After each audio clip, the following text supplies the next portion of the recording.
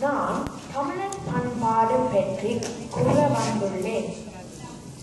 தமிழராகிய நாம் காலம் காலமாக நமது உயர்ந்த பண்பாட்டை பேணி வருகின்றோம்.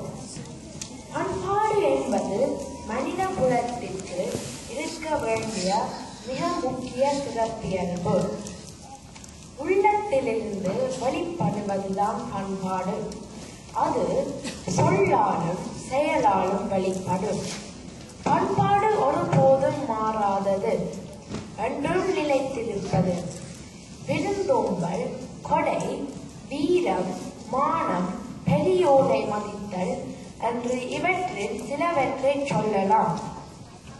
வீட்டுக்கு வரும் விருந்தினரை உள்ளமும் முகமும் மலர வரவேற்று உபசரிப்பதுதான் விருந்தோம்பல். விருந்தினரை நன்கு வரவேற்காது விட்டால் அவர்களது முகம் வாடிவிடும்.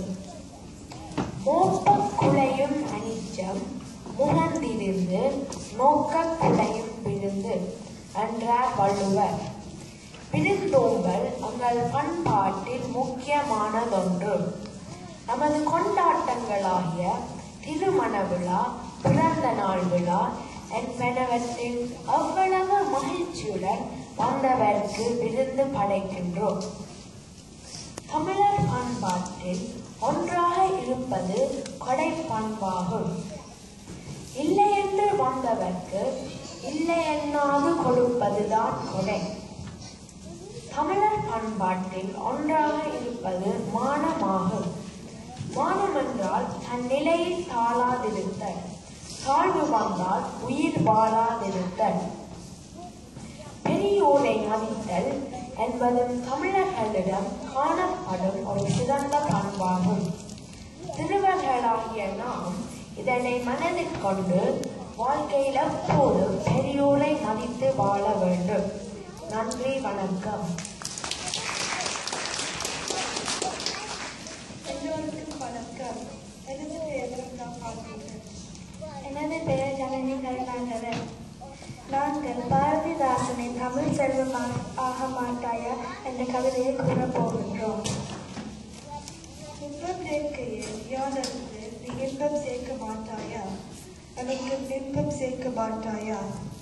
லண்டன் பிள்ளை நெஞ்சில் தமிழர் பாடி நீ அல்லல் நீக்க மாட்டாயா, கண்ணை அல்லல் நீக்க மாட்டாயா. பண்பு வலிமையின் சூழல் நாட்டிலே வாழ்வில் உணர்வு சேர்க்க வாழ்வில் உணர்வு சேர்க்க நீ அற்றை நற்றமிழ் கூத்தில் முறையினால் ஆடி காட்ட மாட்டாயா, கண்ணை ஆடி காட்ட மாட்டாயா. அருமை தென்றும் யாம் மருமை தென்றுமே, அருகிலாத போது யாம் அருகிலாத போது. தமிழ் இறைவனாவின் திருக்குறளில் ஒரு சொல், இயம்பை காட்ட மாட்டாயா, இயம்பை காட்ட மாட்டாயா. புலமை தன்றும் நல்லகமை தன்றுமே புலவர் கண்ட நூலில், தமிழ் புலவர் கண்ட நூலில் நல் திறமை காட்டி உனை என்ற நம் உயிர் செல்வமாக மாட்டாயா, தமிழ் செல்வமாக மாட்டாயா. நன்றி, வணக்கம்.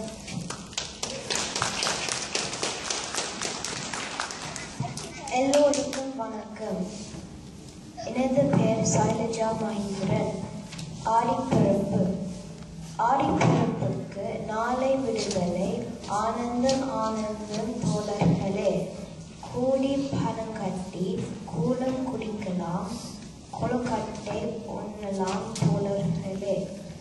பாசி பயறு வறுத்து குச்சி, பச்சை அரிசி இடித்து எடுத்து, வாசப்பழத்தை அவித்து கொண்டு மாவை பதமாய் வறுத்து எடுத்து, வேண்டிய தேங்காய் உடைத்து துருவி, வேலூர் சர்க்கரை கலந்து தோண்டிய நீர் விட்டு மாவை கட்டி குச்சி குலைத்து திரட்டி கொண்டு வெள்ளை வெள்ளையாக மாவை கட்டி வெள்ளை கலவையை உள்ளே இட்டு பல்லை கொழுக்கட்டை அம்மா அவிப்பார். பார்க்க பார்க்க பசி தீருமே. பூவை துருவி பிரித்து எடுத்து பணம் கட்டி மாவுருண்டை பயரம் இட்டு மாவை கரைத்து வார்த்து துளாவுவார் அம்மா. மணக்க மணக்க வாய் ஊறிடுமே. வாழை பழத்தை உரித்து உண்போம், மாவின் பழத்தை அறுத்து உண்போம், கூளை சுட சுட ஊதி குடிப்போம், கொழுக்கட்டை தன்னை கடித்து உண்போம். நன்றி, வணக்கம்.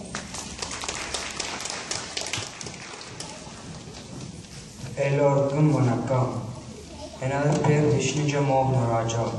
நான் ஒரு கதை கூற வந்துள்ளேன். மூட ஆமை.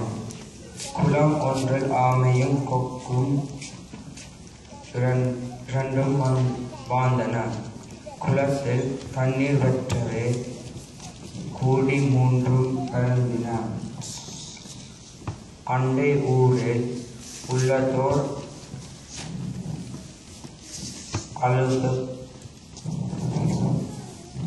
அழகு குளத்தை நாடியே இரண்டு கொக்கும் போவதை எண்ணி முடிவு செய்தன. அதனை கண்ட ஆமையும் அழுது, அண்ணன்மார்களே, இதனை விட்டு போவதே எனக்கும் உதவி செய்யுங்கள். நன்மைக்கால